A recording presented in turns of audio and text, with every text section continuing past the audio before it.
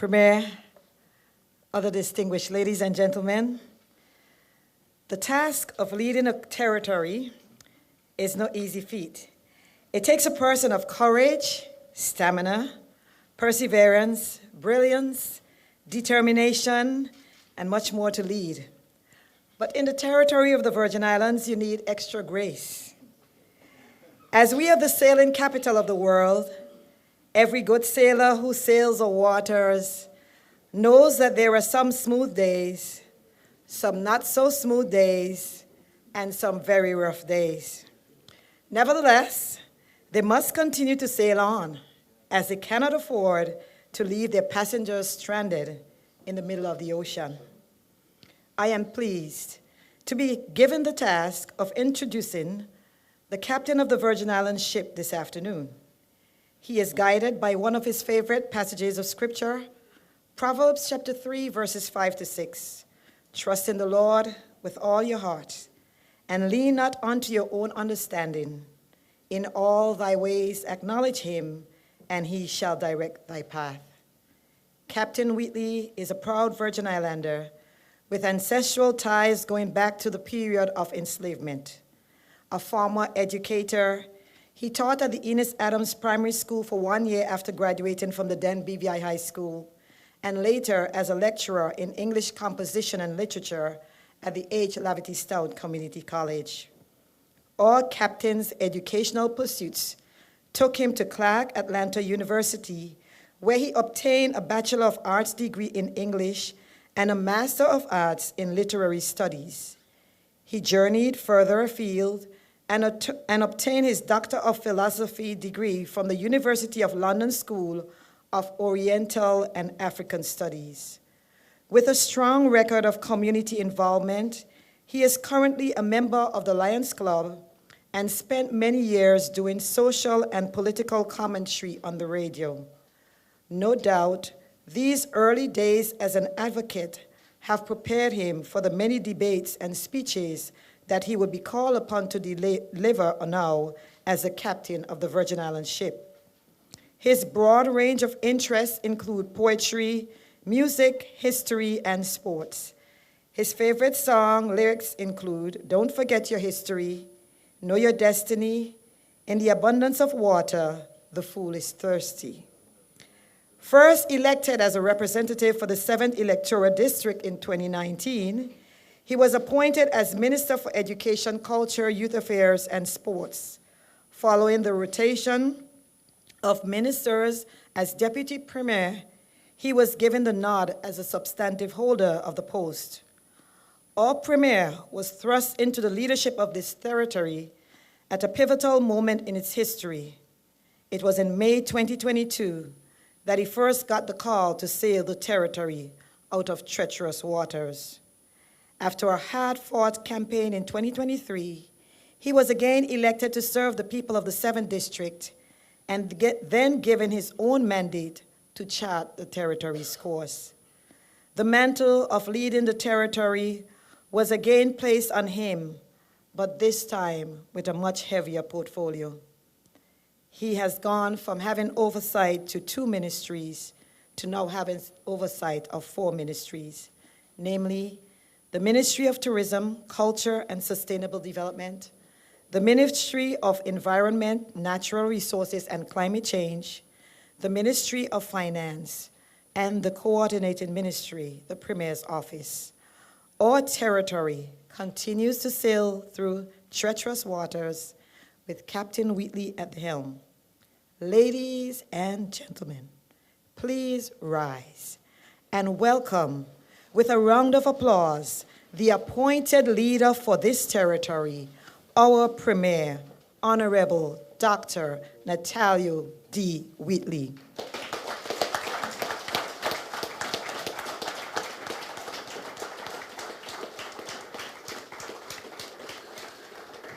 Thank you so much, Pierre Sigwe. Please have a seat.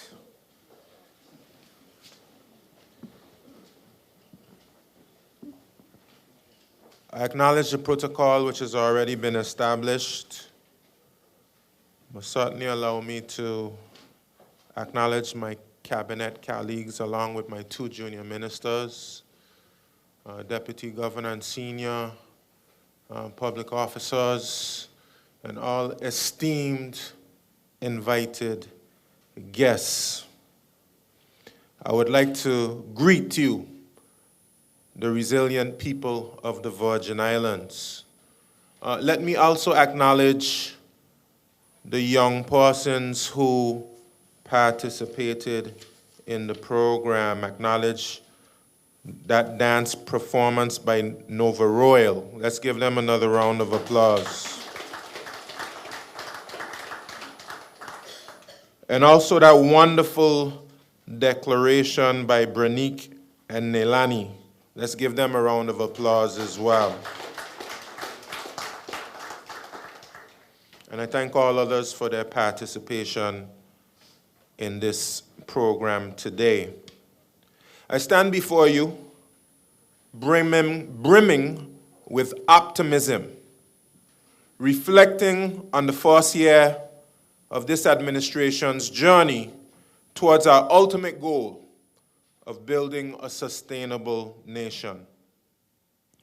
This optimism is not the result of arrogance, nor is it the result of blindness. It is simply a recognition of the reality that we can do all things through Christ who strengthens us. We simply must trust in the Lord with all our heart and lean not unto our own understanding, but in all our ways acknowledge Him, and He shall direct our path. This optimism is based on the recognition that our people have overcome every obstacle, passed every test, broken every chain, and obliterated every barrier on our path to nationhood.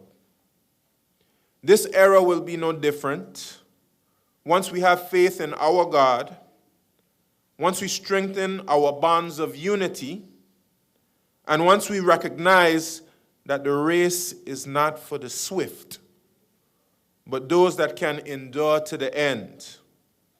We will continue to achieve our God-given potential. Firstly, let me thank God for blessing us with the opportunity to lead this territory of the Virgin Islands. But I must thank the people of the 7th District and the people in all 9 districts for the confidence you have placed in us to lead through adversity, for choosing us to complete the hurricane recovery, for choosing us to lead governance reform, for choosing us to safeguard our financial services sector, for choosing us to navigate the tumultuous waters of the present, which my PS expertly described. With all the challenges the world, our region, and we as a small island developing state are subject to presently. I thank you. I thank the members of this administration for their support. Leadership is a difficult task, but it is made much easier by drawing on the strength of a supportive team. I also acknowledge our hard-working public officers who assist in executing the plans of the government. Our partners in the business community and civic society, our international and regional partners are all key stakeholders in this process of nation building. We acknowledge you and ask that we strengthen our cooperation in the best interest of these Virgin Islands. Our mission as a government is clear.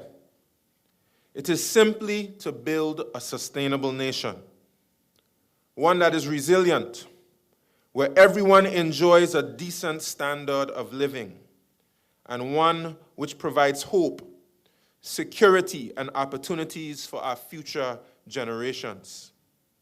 These are not different from the goals of our foreparents, and which our people have been progressively walking towards for decades.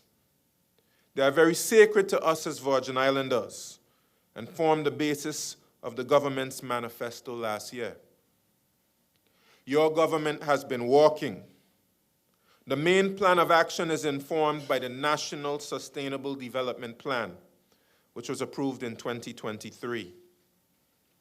The NSDP is the roadmap to hone our strategy for developing a highly competitive economy and a productive and harmonious society. It was developed by the BVI people through more than 70 public consultation sessions and structured with the assistance of the United Nations Economic Commission for Latin America and the Caribbean, so that efforts can be maximized. The goals set out in the NSDP are items that are of high strategic value to our country. Simultaneously, a significant portion of the government's work has also included completing the reforms of our government systems. This is a top priority because it ensures that we as Virgin Islanders remain able to govern our own and in control of our own destiny, as our foreparents have desired. It also will assist us in improving the efficiency, accountability, and value for money of government functions, as well as building local capacity, which is also important for our sustainable development. The State of the Territory Address aims for us as a people, a community, and a nation to take a moment to pause and to reflect on where we have come from, where we are going, and where we are at present in this mission. It is an opportunity to appreciate both the trees and the forests as individual pieces and as a collective. I hope through some of the highlights I present to help us to appreciate how some individual projects and initiatives fit into the bigger picture of the sustainable development of the BVI. It is also another forum for us to be able to account for our stewardship by making information available as it relates to what are the priorities of the government at this time, how public resources are being utilized and directed, and how the needs and concerns of the population are being addressed, and the opportunities that they may wish to participate in. We also hope that this information can help to shape a bird's-eye view of how the various elements come together to drive transformation and sustainable development for the BVI. If I may briefly take you through some of the work we have done in some key focal areas. In the first year of this administration, we have continued the building of our twin pillars, financial services and tourism, along with the wider economy.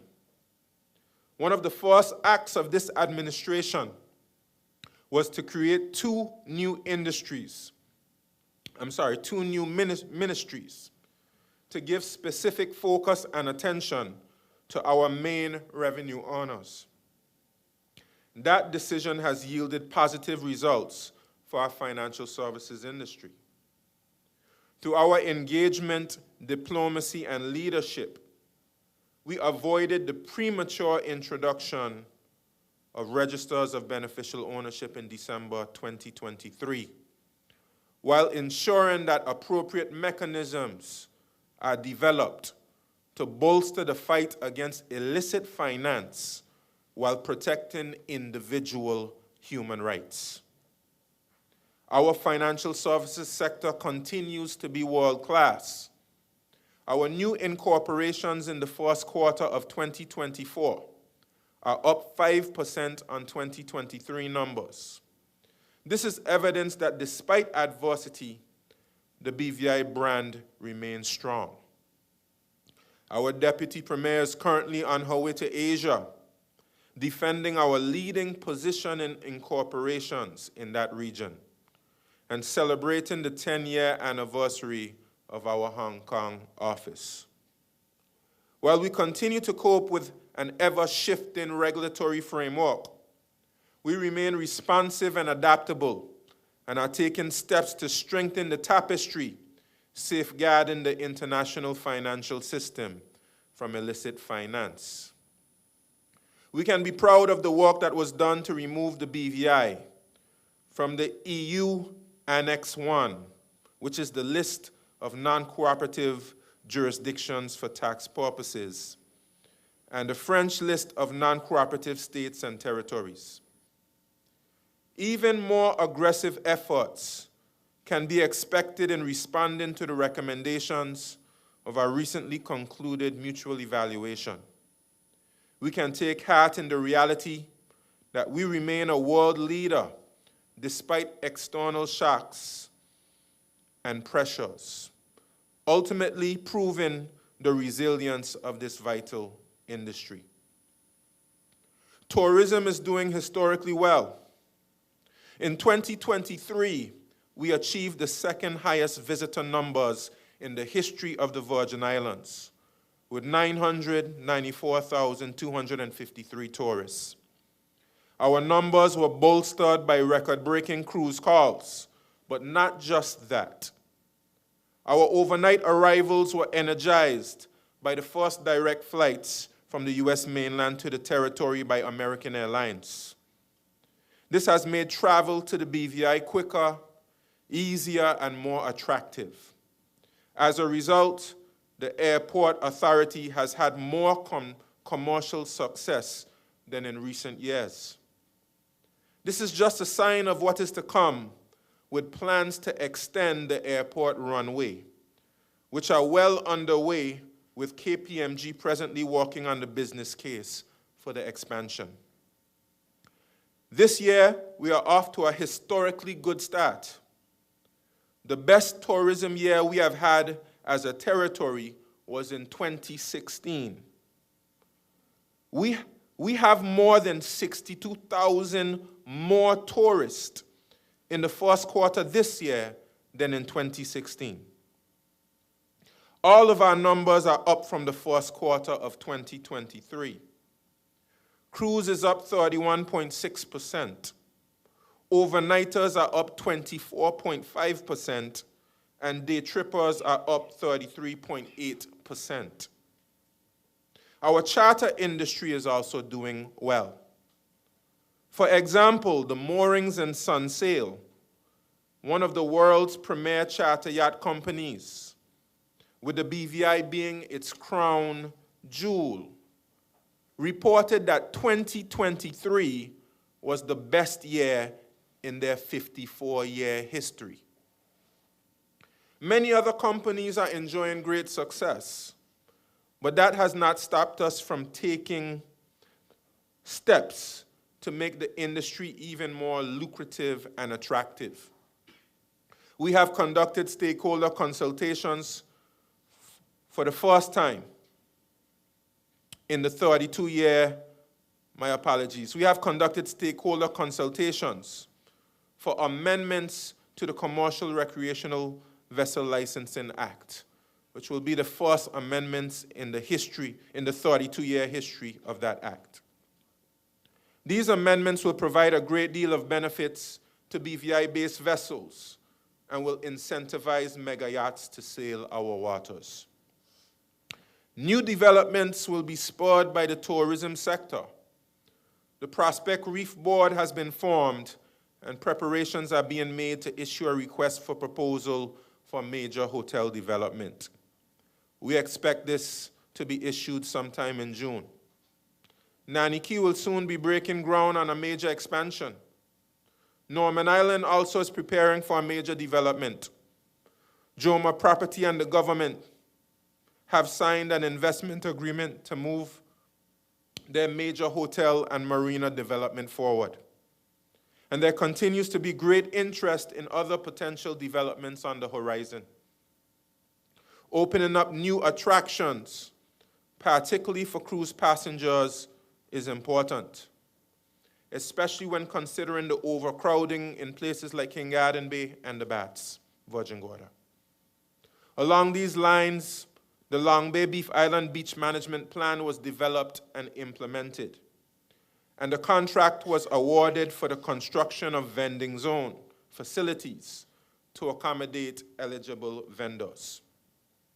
The Brewers Bay bathroom is expected to be complete in the next few weeks, and the ministry will develop and implement a beach management plan for Brewers Bay following the successful process at Long Bay Beef Island.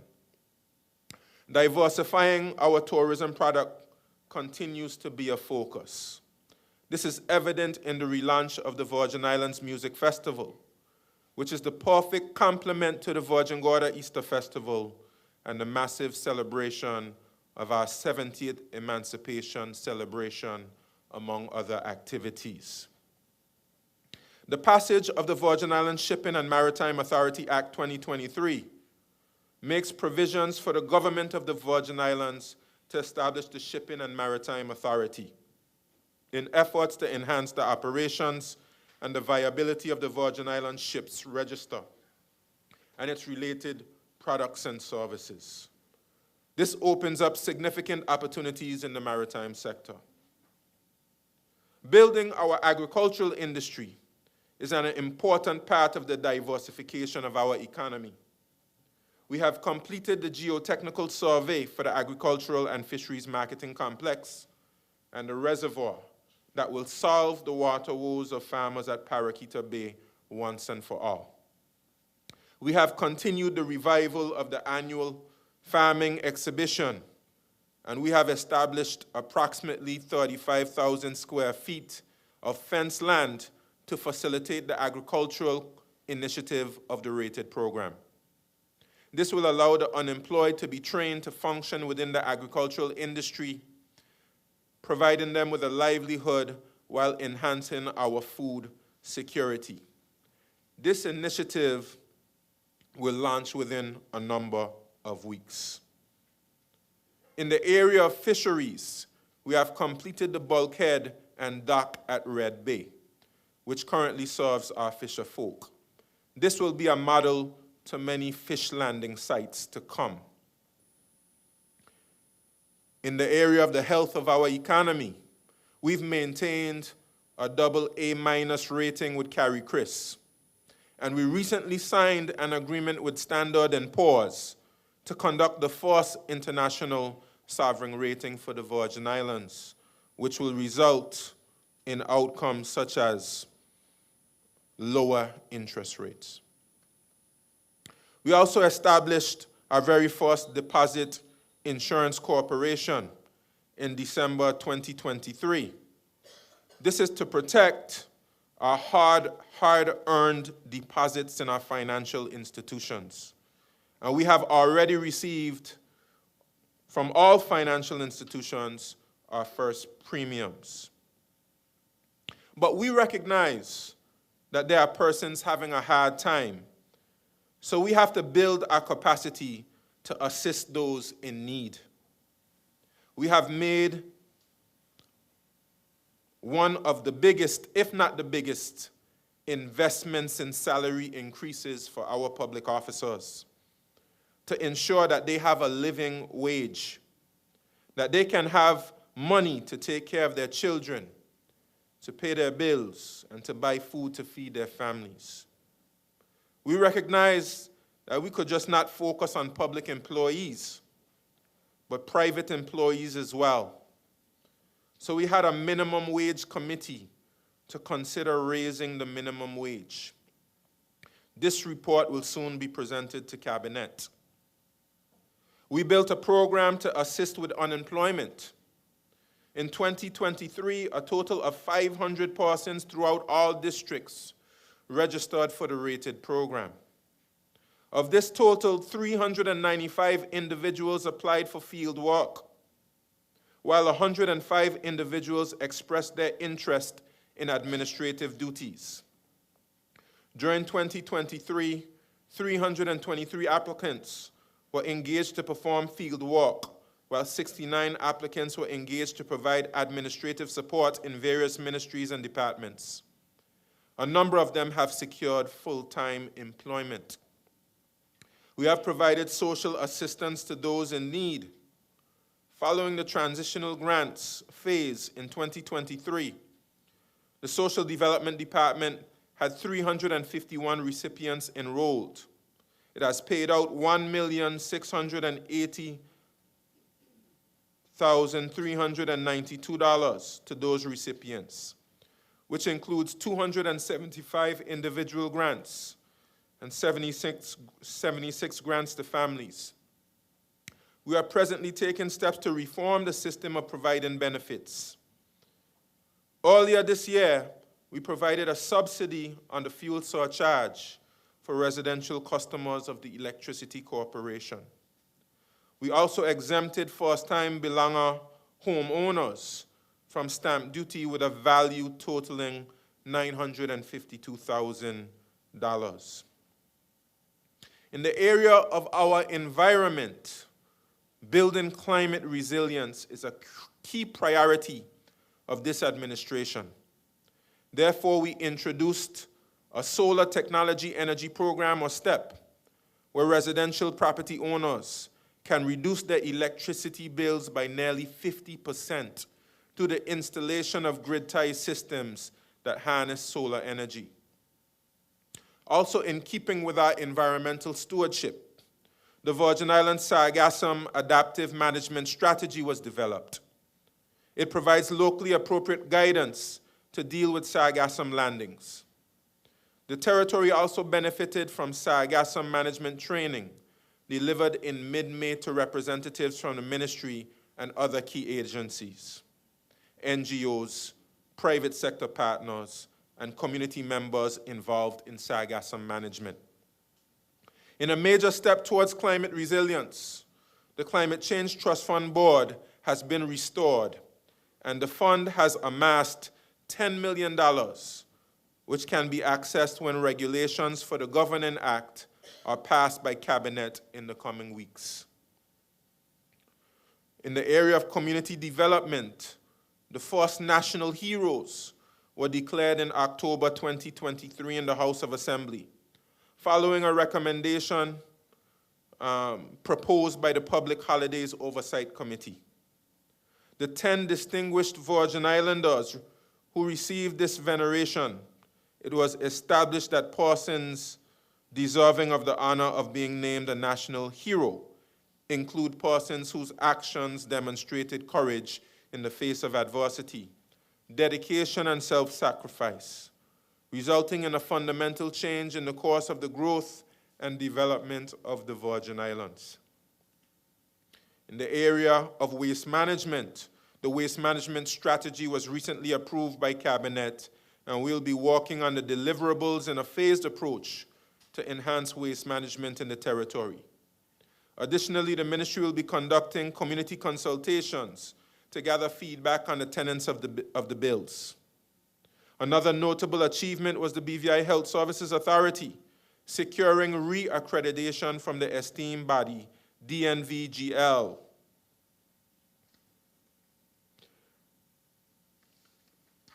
We are also exploring options for medical evacuations from our sister islands. It is also important that we build our youth.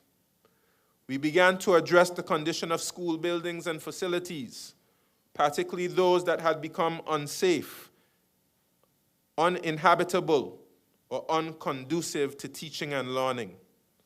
Within the last year, we officially opened the new Jas Van Dyke Primary School. We signed a contract for the construction of the new Eslyn Henley Richer Learning Center. The government has also joined with Unite BVI for the construction of a 3,000+ square foot youth empowerment program center on Virgin Gorda, which will be an incubator for young people to develop skills in robotics, culinary arts, music, and much more.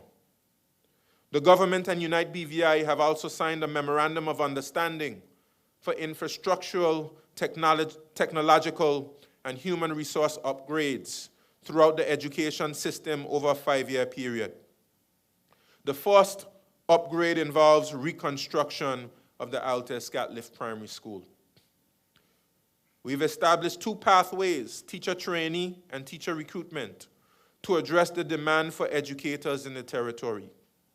The pathways are designed to provide on-the-job training and mentorship to recent high school graduates, as well as graduates of the H. Laverty Stout Community College Institute of Education, who wish to enter the teaching profession respectively.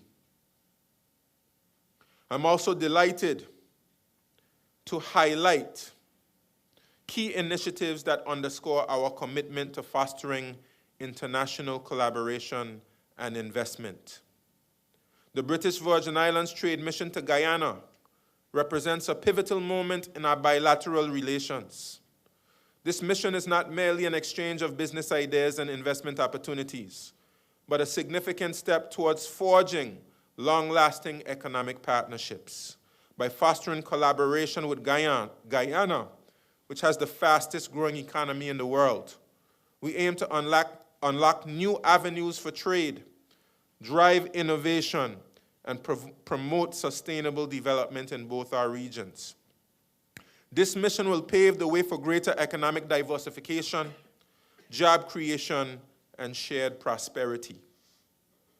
The BVI UN Development Forum marks a significant milestone in our efforts to deepen cooperation with international organizations. Through this forum, we have engaged in constructive dialogues on sustainable development, climate resilience, and social progress. A stable and balanced relationship with the United Kingdom is a key objective of our international affairs. My team and I continue to engage the UK government and the UK Parliament in improving the relationship. We are seeking a new modern partnership in which there is an appropriate balance between the UK and the Virgin Islands. The Virgin Islands gave substantial input to the joint declaration agreed between the UK and OTs earlier this year, and that is a positive step in rebalancing and reframing the relationship. However, we are not there yet. We will continue to engage the UK as a partner, particularly regarding international fora where we are not present. Regional cooperation has been a pillar of our international relations. Our primary vehicles for regional cooperation is our membership in regional organizations, including the Caribbean Community CARICOM, the Organization of Eastern Caribbean States, and the Association of Caribbean States. The Virgin Islands is the leading associate member of CARICOM, which is well recognized with the region, with the organization. This is because of our consistency and reliability. We have led the way in securing CARICOM's renewed engagement with the associate members, who now feature as a regular item on the agenda of the heads of government to ensure our needs get the attention they deserve. I'm very pleased that we are also able to gain CARICOM support for a regular consultation with the associate members ahead of the regular meetings of the heads of government, which I have attended. This development has made the organization much more inclusive. Through CARICOM, we have been able to have more meaningful engagement on critical international issues, such as climate change and sustainable development that affect all small island developing states. The Virgin Islands is also the leading associate member of the OECS. We are embedded in the sub-regional organization that is comprised of a group of states and territories of the Eastern Caribbean. Among other things, we are a long-standing member of the Eastern Caribbean Supreme Court jurisdiction that is a critical part of our justice system. Our distinguished Virgin Islander, Her Ladyship Dame Janice Pereira, DBE, has served as Chief Justice since 2012, with her tenure recently coming to a close.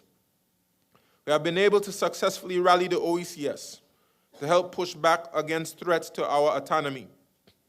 I have attended the meetings of the OECS Authority, comprised of the heads of government, while my ministerial colleagues and officials have attended meetings of the ministerial committees. Importantly, Honourable Vincent Wheatley, Minister for Health and Social Development, is the current chair of the OECS Ministers of Health, and I will host the OECS Environment Ministers meeting in July. We have a very strong leadership in the organization. The Virgin Islands is also an associate member of the Association of Caribbean States, which we joined under the last National Democratic Party. Under the National Democratic Party.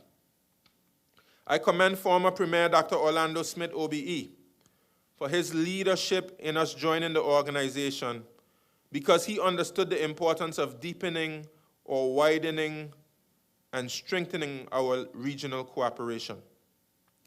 The strategic value of ACS is that its membership not only includes Caribbean countries, but also all of the Latin American countries that are bound to the Caribbean Sea. The organization facilitates working together on regional transportation, trade, climate change, and sustainable development. We have strengthened our relationship with the United Nations as our primary development partner and advocate within the institution. In support of the territory's sustainable development and climate resilience, my administration and the UN system held the BVI UN Sustainable Development Forum here on island, where 10 UN agencies pledged additional technical assistance to support us in key sectors such as health, labor, and education. We then built upon this groundbreaking engagement by co-chairing with the UN a policy dialogue on improving access to development finance in the Eastern Caribbean for greater climate resilience and sustainable development. I am pleased that the UN and other development partners have agreed to the preparation of a development finance roadmap to help us access concessional financing and grants based on our vulnerability so that we can respond to the negative impacts of climate change and pursue the sustainable development of our islands. My administration has also advanced this agenda internationally by attending and contributing to the preparatory meetings for the UN 4th International Conference on Small Island Developing States, COP28, climate change talks, the 6th and 7th meetings of the Forum of the Countries of Latin America and the Caribbean on Sustainable Development, and the Caribbean Development and Cooperation Committee. In addition to this very high level of engagement, we have deepened our development cooperation with the UN at a technical level. Among other things, we have been engaged with the UN Resident Coordinator's Office for Barbados and the Eastern Caribbean on preparation of a new UN country implementation plan for the territory that will guide UN support for us for the next 2 years, beginning the 1st June 2024. Moreover, we have extended the BVI UNDP Memorandum of Understanding on strengthening cooperation for an additional 2 years, and agreed with the UNDP on the BVI initiation plan that will support the Virgin Islands in areas including the blue economy, digital transformation, developmental planning, and climate change.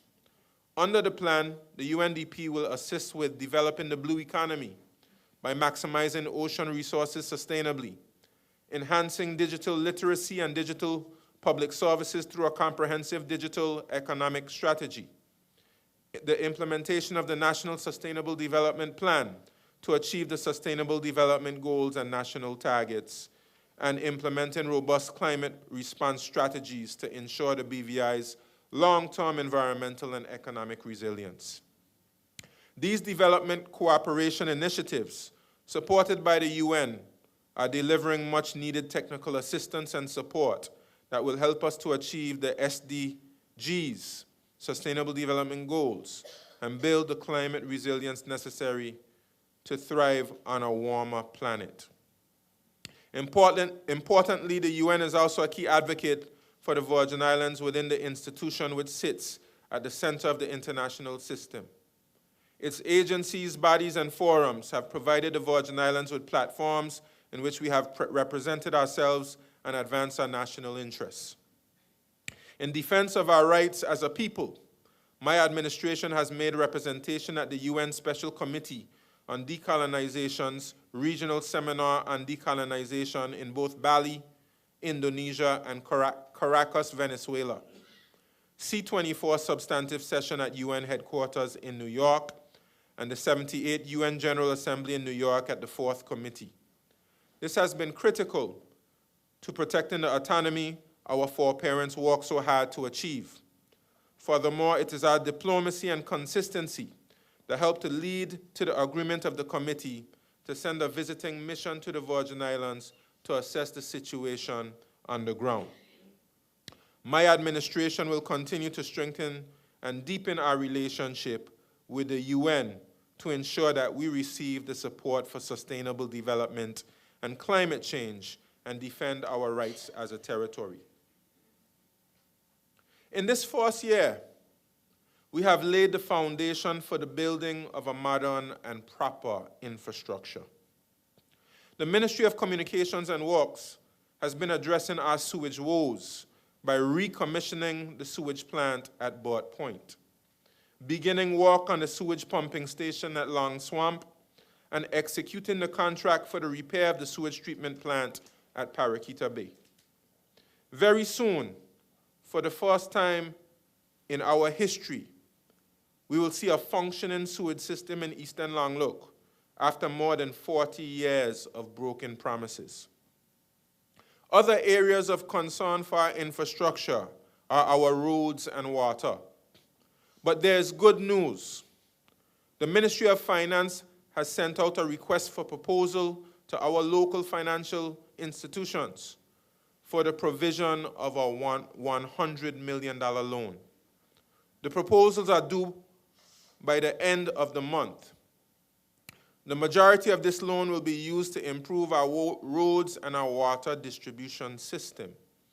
We will not repeat the mistakes of the past by buying pipes that will burst after a short time, or by resurfacing roads without proper engineering and proper drainage. We will invest in roads and a water distribution network that will last us for decades. The task is indeed an enormous one, but we are not daunted by the task ahead of us. We will build a world-class infrastructure here in the Virgin Islands. Let's now turn our attention to the Commission of Inquiry and the implementation of its recommendations. Over the past 2 years, the government has worked tirelessly and under difficult circumstances to implement the recommendations of the Commission of Inquiry report. Both the Government of National Unity, under whose leadership the Framework Agreement was signed, and the current administration have been and continue to be fully committed to implementing and institutionalizing the recommendations. Let me highlight some of the significant changes coming out of the Foundation for the Transformation of the Virgin Islands. Immigration. We are well on our way to resolving many long-standing immigration issues through our new immigration policy and the passage of the Immigration and Passport Amendment Bill 2024, which is now before the House of Assembly. We have established a proper management structure and processes to deal with Crown lands and all of the historical issues associated with the long-standing issue. That bill, too, is now before the House of Assembly. With social protection, we have overhauled the way we care for the most vulnerable among us through the redesign of a comprehensive social protection system underpinned by a social protection policy which goes beyond the scope of the COI. For the immediate term, we have aligned social assistance grant programs for the benefit of those who need it most and protected public funds from those who seek to exploit government's resources. We're in the process of amending the Social Assistance Act, the Public Assistance Act, to give legal force to a redesign of our grant issuance programs, and for the longer term to create a Social Protection Act will address the complex and interrelated issues of our social protection umbrella. We have created a comprehensive statutory boards policy that will be the Bible governing the purpose, establishment, operation, management, and dissolution of statutory boards. With this policy and a review of the various boards and their effectiveness, we anticipate getting significantly more value and effectiveness from these entities. A comprehensive policy and controls will be approved by Cabinet next week to give guidance and structure in the use of discretionary powers exercised by public officials. This protects ministers, public servants, and the public from unfair decision-making. The amendment of the Public Finance Management Act, which has been in development for over 5 years, will be completed and will provide a modern framework for the management of the territory's finances. The governance structure that supports separation of powers between the executive and the legislative, the integrity in public life, equal standards for enforcement, reporting, oversight, and compliance for legislation, conduct, accountability, sanctions, governance, and reporting will apply to members of the House of Assembly, ministers, public servants, and statutory boards. We recognize the importance of developing governance structures required to advance the Virgin Islands to its next level of development and self-government. Whilst we have registered concerns about the way the recommendations came about, we unequivocally welcome the magnitude of change that they bring as their proper implementation sets out for greater advancement and our quest for greater self-governance. As it pertains to our constitutional review, it was completed on the 27th of November 2023 with extensive public consultations and was noted by Cabinet and tabled in the House of Assembly. It is now a public document and is the subject of extensive and ongoing public education. There are several recommendations in the framework that require constitutional reform action and was previously discussed and agreed. These will be closed pending the constitutional negotiation process. The increased levels of governance, transparency, and accountability and responsibility we are achieving and will continue to achieve from implementing and institutionalizing the recommendations of the COI will position the Virgin Islands for greater autonomy and a more advanced constitution. We will have stronger institutions, well-trained public servants through the Public Service Training Institute, which was one up through the Public Service Training Institute. A stronger system of governance with structure, processes, and standards, and greater public engagement, which was part of the consultations to implement the recommendations. We are increasing confidence in our governance by our people and will continue to do so by integrating the COI recommendations into our ongoing public sector reforms and build the institutions to sustain our governance. Implementing the COI recommendations have helped to lay the foundation for us to build a sustainable nation. Our goal is to have the Constitution reflect this aspiration. A lot of heavy lifting was done by our civil servants, led by our senior management team, permanent secretaries, attorney general, cabinet secretary, financial secretary, and deputy governor. Kudos to the public servants and gratitude for what they have done thus far, and we are highly confident we will complete all of the requirements and get the order in council removed so we can put our full energy into continuing to transform our governance and develop the territory. We must also thank and applaud my colleagues. I must also thank and applaud my colleagues in the Cabinet and House of Assembly over the course of the COI process. An unprecedented amount of policies and legislation through both arms of government. These initiatives reflect our unwavering commitment to build our nation in a way that will not compromise the well-being of future generations. We recognize the task before us is difficult. We recognize that we have challenges, but let us not despair. Because once we have life, we have hope. Yes, we may not always disagree, but let us never forget we are one people. Let's continue to dialogue on how we can lift up these precious Virgin Islands. I have confidence that we can reach higher heights than we have ever achieved in the past. As I close, I want to let you know that a comprehensive list of our first-year accomplishments will be available in a booklet by the end of this month, which will be available virtually. I'm grateful to all those who contributed to the successes of this first year. We recognize that there is much more to be done, and we will endeavor to do our best to deliver on our programs, projects, and initiatives by the grace and mercy of God. So let's join hands and hearts and build this burgeoning nation of the Virgin Islands together.